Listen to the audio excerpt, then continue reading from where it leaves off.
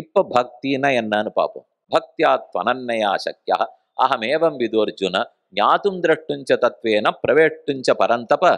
இது கண்ணன் பகவத்கீதையில சொல்றார்.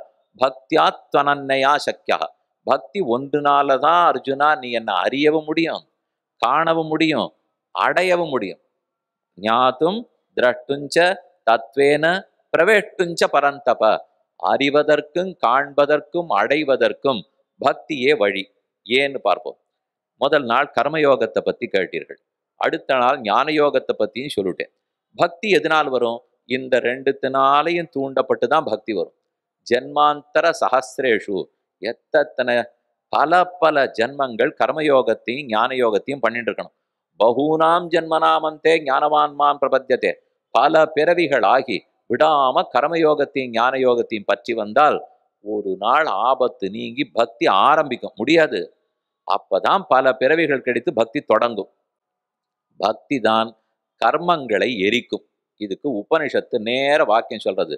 தத்யதா இஷீகதூலம் அக்னௌ புரோதம் பிரதூயேத ஏவம் ஹாஸ்ய சர்வே பாப்மானஹா பிரதூயந்தே யதா புஷ்கர பலாசே ஆபஹா ந ஸ்லிஷ்யந்தே ஏவமேவம் விதி பாபம் கர்ம ந ஸ்லிஷ்யத்தேன்னு ரெண்டு வாக்கியம் உபனிஷத்து அழகா சொல்றது. யதா இஷீகதூலம் அக்னௌ புரோதம், நெருப்பு திகுதிகுன்னு எரிஞ்சுட்டு இருக்கு, அதுல ஒரு பஞ்சு பொதி எடுத்து போடுங்க, இல்ல விறகு ஷிராத்தூள் எடுத்து போடுங்க, தகதகான்னு எரிச்சு உடனே சாம்பலா கிடது. இஷீகதூலம் அக்னௌ புரோதம் பிரதூயேத. அதே போல பக்திங்கிற நெருப்பு வளர வளர அனாதி காலமா பண்ணியிருக்கிற பாபங்கள் அத்தனையும் தீயிலிட்ட தூசு போலே உருமாய்ந்து போய்விடும். பக்தி பண்ண பண்ண அந்த நெருப்புல தான் கர்மங்கிறத கொளுத்தணுமா. ஆண்டாள் அப்படியே தமிழ்படுத்தி பாடும்போது, மாயனை மண்ணு வடமதுர மைந்தனை தூய பெருநீர் யமுனத்துறவனை ஆயர்குலத்தினில் கொண்டு மடிவிளக்கை தாயை குடல் விளக்கம் செய்த தாமோதரனை தூயோமாய் வந்து நாம் தூமலர் தூவி தொழுது வாயினால் பாடி மனத்தினால் சிந்திக்க. இது மூணையும் பண்ணா தூமலர் தூவி தொழுது கையால பண்றது, வாயினால் பாடி வாயால ஸ்தோத்திரம் பண்றது, மனத்தினால் சிந்திக்க மனத்தால சிந்திக்க. இதுதான முக்கரணம். மனம் மொழி மெய். வாயினால் பாடி தூமலர் தூவி தொழுது மனத்தினால் சிந்தித்து முக்கரணங்களினாலும் பகவானை ஆசிரியித்தால் என்னாகும்? வாயினால் பாடி மனத்தினால் சிந்திக்க போய பிழையும் புகுதருவான் நின்னனவும் தீயினில் தூஷாகும். போய பிழைங்கிறது பக்தியை ஆரம்பிக்கிறதுக்கு முன்னாடி நாம பண்ணிருக்கிற பாப்பங்கள். புகுதருவான் நின்னனவுங்கிறது பக்தி தொடங்கின அப்புறமும் தெரியாம பண்ற பாப்பங்கள். ரெண்டா பிரிச்சு நடுங்க. ஜாகிரதையா காதை தீட்டின்னு இப்ப கேட்கணும். நடுவுல இருக்கிறது பக்தின்னு வச்சுப்போம். இதற்கு முற்காலம், முன்னாடி, பக்திக்கு முன், பக்திக்கு பின். பக்திக்கு முன்னால் இருந்த வாழ்க்கையிலாம் நிறைய பாபங்களை தெரிஞ்சு சேர்த்திருப்போம். பக்திக்கு பின்னால் தெரிஞ்சு செய்ய மாட்டோம். கூடாது. தெரிஞ்சு செய்யக்கூடாதா சுவாமினால்? கூடாது. செய்ய மாட்டோமானால் செய்யலாம், கூடாது. அதையான கடைசி பட்சம் ஒப்புதுங்க இல்லையா?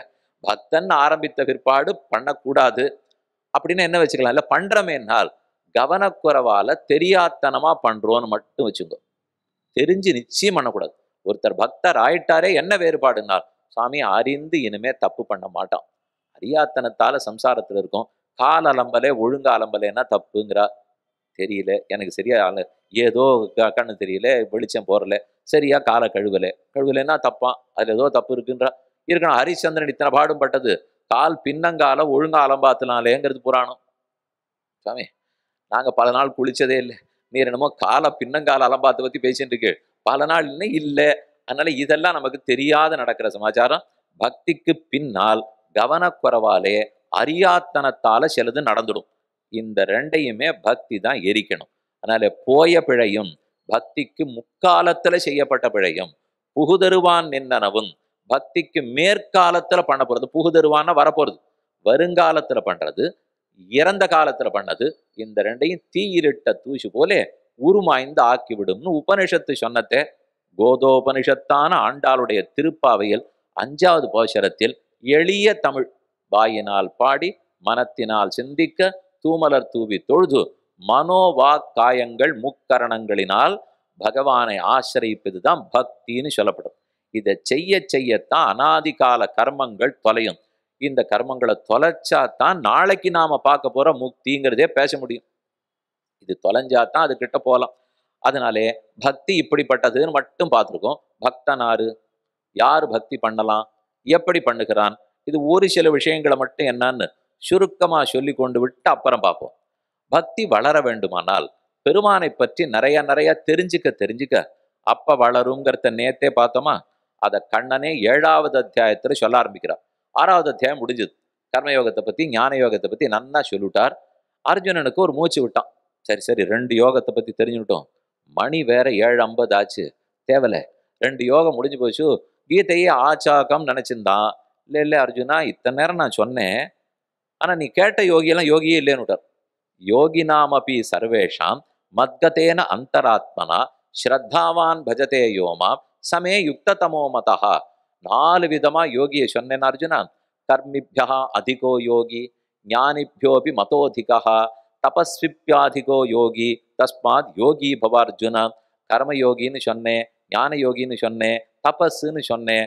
அதெல்லாத்தையும் கொஞ்சம் ஓரமா ஒதுக்குவே அர்ஜுனா. அது எல்லார விட இனிமே நான் 3 அத்தியாயங்கள்ட்ட சொல்ல போறேனே, அவன் தான் யோகின்னு ஆரம்பிச்சார். இது உபன்யாசத்தை 6:30 மணிக்கு சொன்னா நல்லா இருக்கும். 7:55க்கு வந்து இத்தனை நேரம் நான் சொன்னதை எல்லாம் மறந்து விடுங்கள், இனிமே தான் கேட்கணும்னா, சுவாமி அப்ப பிரசாதம் நீர் ஏதோ 7:50க்கு ஆரம்பிச்சு இனிமே சொல்ல போறீரானால், இனிமேங்கிறத பத்தி கவலைப்பட வேண்டாம். இத்தனை நாள் எதுக்கு தெரியுமோ பீட்டிக்க வச்சார். இது எவ்வளவு கஷ்டம், ஆனா எவ்வளவு வேணும்னு புரிஞ்சால்தான், லே இதை நான் பண்ணணும்னு மனசு தவிக்கிறது. ஆனா இவ்வளவு பெருசு என்னால முடியுமான்னு தெரியல, ஒரு எளிய வழி இருக்குமான்னு அப்பதான் நம்ம வருவோம்.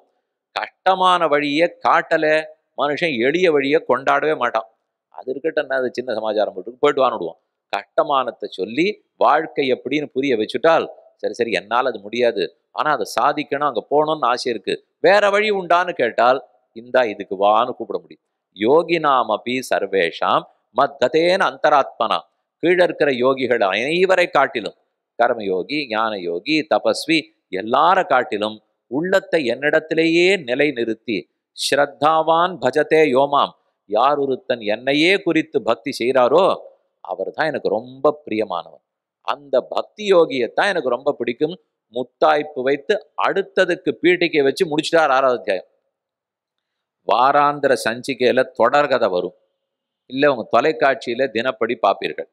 அது கடைசியிலே என்ன நன்னா முடிய போறதுன்றச்சே, இன்னும் ஒரு நிமிஷம் காட்டிருந்தாள்னா அன்னைக்கு விஷயம் முடிஞ்சு போயிடும். ஆனா அப்ப அதை காட்ட மாட்டான். அந்த ஒரு நிமிஷம் இருக்கிறச்சே தடால்னு தொடரும்னு நின்று போயிடும். நின்று போயிட்டா நாளைக்கு வரைக்கும் என்ன வேலை ஓடாது, தளிகை ஓடாது, எதுவும் ஓடாது. நாளை வரைக்கும் அடுத்த வாரம் சஞ்சிகை வர வரைக்கும் காத்துருக்கும். அதை போல கண்ணன் என்ன பண்ணார், 6வது அத்தியாய கடைசியிலே, இது எல்லா யோகியை விட இனிமே நான் சொல்ல போற யோகி சிறந்தவன், அவன் தான் என்கிட்ட ரொம்ப பிரியமா இருக்கிறவர், பார்ப்போம் தொடரும் அப்படின்னு 6வது அத்தியாயத்துல முடித்தார். அர்ஜுனன் ஆவலா கண்ணனை பார்க்க 7வது அத்தியாயம் தொடங்கிற்று. பூமிராபோ நலோவாயு கம்மனோ புத்திரேவச்ச அகங்கார இதீயம்மே பின்னா பிரகிருதி ரட்டதா அபரேயம் இதஸ்தம்யாம் பிரகிருதியும் விதிமே பராம். தன்னை பத்தி ரொம்ப பெருமை பேச ஆரம்பிச்சிட்டார். பகவானுடைய சுவாவம், பகவானுக்கு இருக்கிற பிரபாவம் வரிச 7வது அத்தியாயம். பக்தி யோகத்தை பத்தி சொல்றேன்னு ஆரம்பித்தவர் 7வது அத்தியாயம் முழுக்க பக்தி யோகத்தை சொல்லல, 8 முழுக்க சொல்லல, 9 முழுக்க சொல்லல. 9வது அத்தியாயம் கடைசி ஸ்லோகத்தில் மன்மனாபவ மத்பக்தா மத்யாஜி மாம் நமஸ்குரு மாமே வேஷ்வசி யுக்தைவம் ஆத்மானம் மத்பராயணா. ஒரே ஸ்லோகம். இதுதான் பக்தின்னு ஒரு ஸ்லோகத்துல முடிச்சுட்டார். ஆனா 7, 8, 9 முழுக்க என்ன இருக்கு தெரியுமோ, பக்த மகாத்மியம். பக்தியே இல்லை, பக்தன் எப்படி நடந்துப்பான் எப்படி நடந்துப்பான் எப்படி நடந்துப்பான். பக்தியை பத்தி சொல்ல வந்துட்டு பக்தனை பத்தி சொல்றீர்கள், அடியேன்னு என்ன பண்ணிட்டு இருக்கேன், அதே வழிதான். ஆஞ்சநேயர் கதையே சொல்லிட்டு இருக்கிறேன், ஞான யோகம் பக்தி யோகம் சொல்லலையேனால் புஸ்தகத்தை காமிச்சுட்டே இருந்தா எத்தனை நாள் புரியும், அவரை காமிச்சாதான் புரியும். பக்தன் எப்படி நடந்தாருங்கிறத பார்த்துனுட்டா நானும் நடக்கணுங்கிற ஆசை வரும். நான் அப்படியே சட்ட புஸ்தகமாட்டம் பக்தி பக்தி பக்தின்னுண்டா சரிதான் புஸ்தகத்துல இருக்குன்னு விட்டுட்டு போடுவோம். ஆமா, அப்பேற்பட்டதை ஒருத்தர் பண்ணியிருக்கார், அதை வாழ்ந்திருக்கார் பாருன்னு படிச்சு காட்டினா தானே உண்டு. அதனால யாரெல்லாம் பக்தர்கள் ரொம்ப பிரியமானவர்களோ அவர்களை பத்தி கண்ணன் நினைச்சு நினைச்சு 7வது அத்தியாயம் முழுக்க சொல்றார், 8வது அத்தியாயத்துல சொல்றார். இதுக்கெல்லாம் அடிப்படை எது, பெருமானுடைய பெருமையை தெரிந்து கொண்டால் தான் நமக்கு பக்தி ஊற்றெடுக்கும். அதனால தான் யாருன்னு முதல்ல விளக்கிக்கிறார். பூமி, பிருத்திவி, அப்பு, தேஜஸ், வாயு, ஆகாசம், அகங்காரம், மகான் தத்துவங்கள், 24 தத்துவம், ஜீவாத்ம தத்துவம், இத்தனை என்னது அர்ஜுனா? ஆரம்பிக்கிச்ச சொத்தெல்லாம் என்னதுன்னு ஆரம்பித்தார்.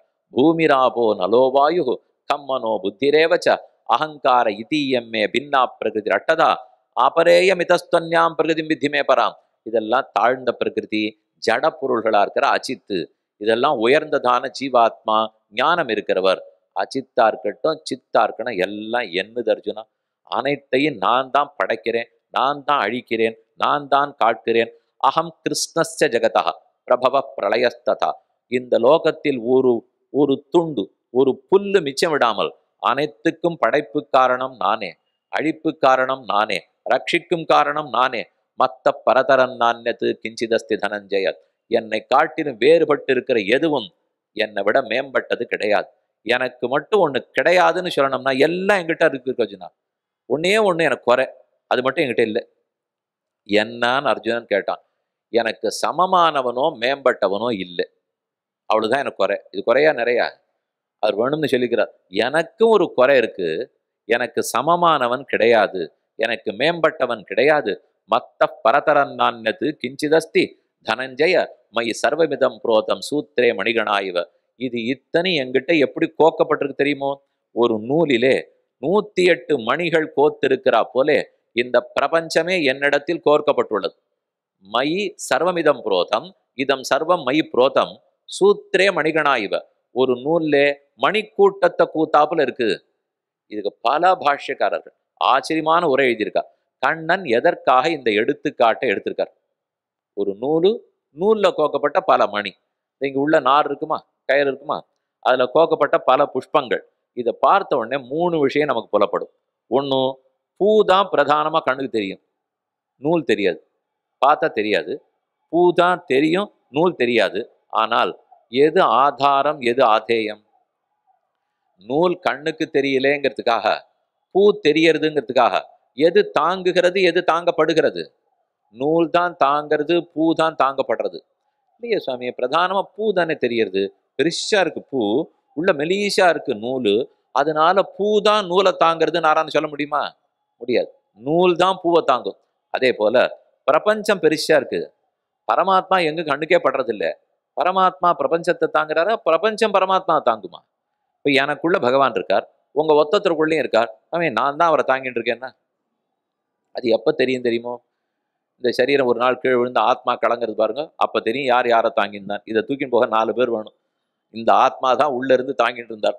அந்த ஆத்மா செல்றதுக்கும் பரமாத்மா உள்ள இருக்கு தாங்கிட்டு இருக்கார். அதனால எது எதை தாங்குகிறதுங்கிறத அதை பார்த்தா புரியும். ஒரு நூல் பல மணிகளையும் தாங்குகிறதா? ஆதார ஆதேயம் எதுக்குன்னு அர்த்தம். 2வது, ஒரு நூல்ல தானே பலதும் கோர்க்கப்பட்டிருக்கு. ஒவ்வொரு மணிக்கும் ஒவ்வொரு நூலா இல்லையே. அதை போல பிரம்மம் ஒகட்டே, பிரம்மம் ஒன்றே, அனைத்தும் அதில் கோக்கப்பட்டிருக்கும். இப்படிங்கிறது 2வது விஷயம். அதனால மயி சர்வமிதம் புரோதம் சூத்திரே மணிகணாயிவ. இது ஆதாரமா இருக்கு, அது ஆதேயமா இருக்கு. இது தெரியறதா இருக்கு, அது தெரியாததா இருக்கு. இது பலதா இருக்கு, அது ஒன்னா இருக்கு. நித்யோ நித்யானாம் சேதனானாம் ஏகோ பகூனாம் யோ விததாதி காமான்னு உபனிஷத் சொல்றது. ஒரு நித்தியனான பிரம்மம், நித்தியர்களாக இருக்கிற ஆத்மா அத்தனை பேரையும் தாங்குகிறார். இப்படித்தான் அர்ஜுனா பிரபஞ்சமே என்னிடத்தில் கோக்கப்பட்டிருக்கிறது. மேலும் சொல்றார், ரசோகமப்சு கௌந்தேய பிரபாஸ்மி சசிசூர்யோகோ. நான் ரசோகமப்சு கௌந்தேய, தண்ணீர் குடிக்கிறிய அர்ஜுனா, அதுல தாகத்தை போக்குகிற சக்தி இருக்கா, அந்த சக்தியா நான் தான் இருக்கேன்.